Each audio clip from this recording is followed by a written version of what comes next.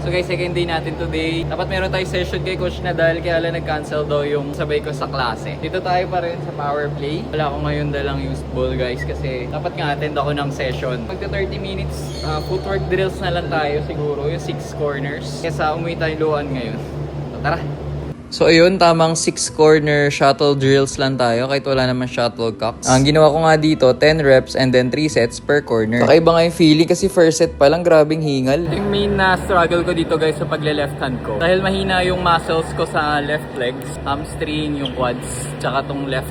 Di pa sila sanay sa ganito activity. Mostly kasi diba right tayo nagla-lunch. Kalingal ako ngayon, ilang reps pa lang yun. Ang maganda rin dito guys dahil kabisado ko na yung right footwork, imi-mirror na lang natin siya pa left. Kayang-kaya kahit solo ka lang.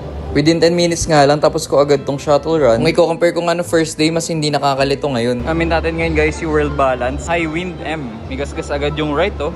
Kailangan ko lang masanay na left foot yung magla-lunch. So yung mga correct techniques, kailangan meron tayo talaga kasamang coach nun. So ngayon, nire-repetition ko lang talaga. Dapat masanay ako left hand yung, na dapat left foot yung lagi kong ipang-aapak. Bracket practice na tayo. Gamit ko pa rin yung Blue Dragon natin.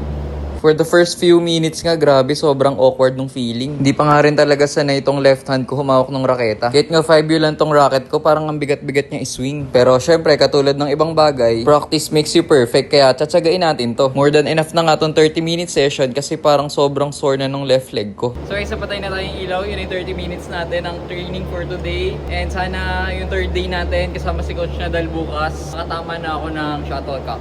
So thank you guys sa pagsama sa atin second day. See you on our next one.